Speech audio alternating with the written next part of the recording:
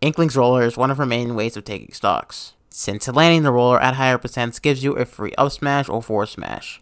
Inkling's roller is a pretty solid move in Ultimate, but using roller in neutral at higher percents can be predictable after a while and get you punished hard. So in this video, I'm going to tell you how to land roller more than you probably have before, plus some additional tricks as well.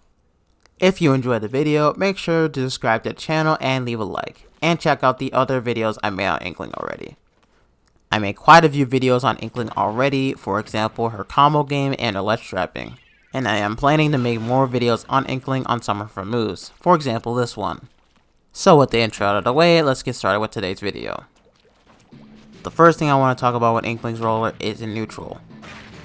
The way you want to use roller in neutral most of the time is using it at random times. You want to be unpredictable with roller. This makes it so the opponent will not always be ready for roller every time you use it. And for the times the opponent shields roller, it makes it so they panic after shielding the roller and not pick the correct out of shield option. Using roller randomly is also good when the opponent likes pressing buttons a lot. If you and the opponent use your moves at the same time, yours being roller and theirs being a somewhat lagging move that has some end lag on it, you got the roller. Now using roller randomly at certain times is a guessing game, and sometimes you will guess wrong, so don't always go for reach with roller, especially against top players that know how to play the game. Another way you can land roller is by whiff punishing landed aerials. How punishing landings with roller works is that the opponent is in the air and the very first frame they touch the ground with end lag, they will get hit by roller. Another thing about roller is that roller is disjointed from Inkling, so you can space yourself so you will not get hit by the opponent's aerial, and roller will catch your landing very well. Now whiff punishing with roller works best from these three situations. One, when the opponent lands with an aerial really badly to the ground, which can happen at top level play. The second one is if the move is not disjointed for, say, like Mario's neutral air, for example. The third one is if the opponent buffers a short hop aerial and come right back down with the aerial, and this one's the easiest one to punish since it is very easy to react to.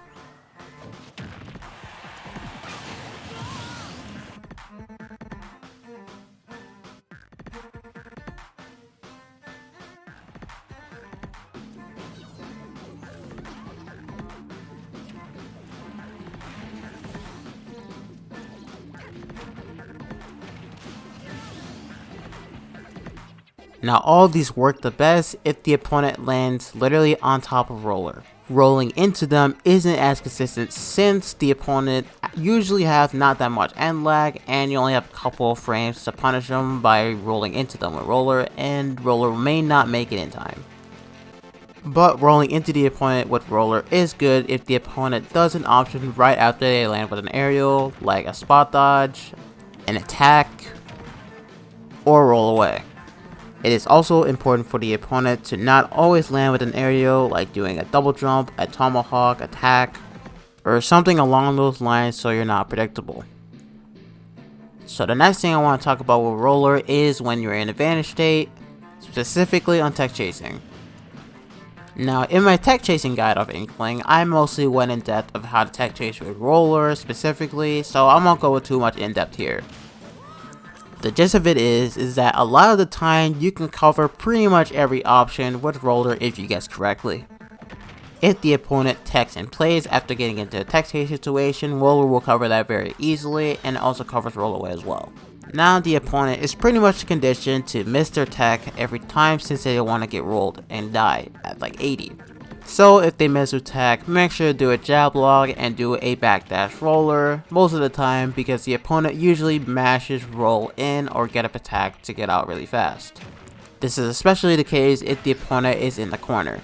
Now the opponent can get out of the tech chase situation by double jumping away or landing with an aerial that has no lag, and they get out of the tech chase situation very easily. But the thing with landing with an aerial at a disadvantage is that you can whip punish it very easily with roller because you can whip punish with roller. So as the opponent, make sure to double jump out of tech chase situations as much as possible to not get hard punished.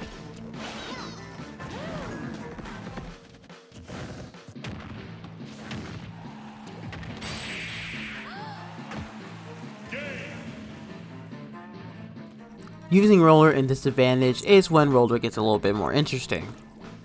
Starting with using roller to land. As you know, roller gives you an extra jump in the air. So you can use roller at a hit stun since roller has a pretty good air drift and you'll have 2 jumps at your disposal. I would recommend using roller super close to the ground since it's not super hard to hit a shot from the air, with roller not having a hitbox. Another way you can land with roller is out of a text-based situation where you're a bit too high up. Basically, if you get hit, for example, by a Fox Nair and you go super high in the air, you can land with roller as a mix-up and the opponent will be running into you and they'll get hit by roller pretty easily. This obviously loses to the opponent running up and shielding your roller, so be careful with that. This is pretty much everything you need to know about landing roller more to ground people for kills. But I have some more tricks up my sleeve, so I'll share them with you. The first thing I would like to share is to mix up your option after you hit a shield with roller.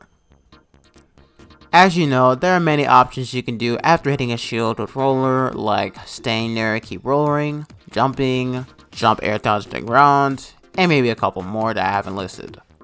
But these are the main ways to cancel roller.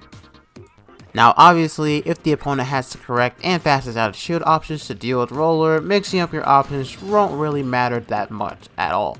But against some characters with not the best out of shield options to deal with roller, you can mix up your roller cancels to not get punished that hard. This would also be good if you randomly use roller in neutral like I said earlier, since the opponent will not know what you're going to do after you land roller on their shield. Another trick I have with roller is edge guarding with the extra roller jump.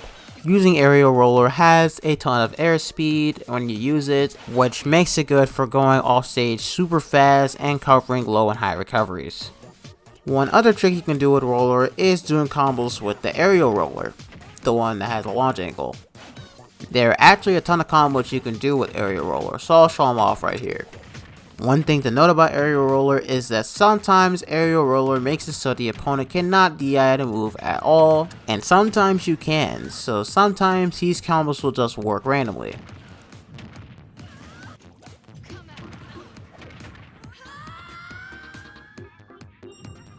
And that is pretty much it with Inkling's roller. Not gonna lie, this move's kinda cool. If you guys enjoyed the video, make sure to leave a like on the video and subscribe to the channel as well if you really like the videos I make. Once again, if you have not seen the other Inkling guides I've made, make sure to look at them on the end card. It should be on the right of the screen. And yeah guys, thank you guys so much for watching the video and I'll see you guys in the next one. Peace out.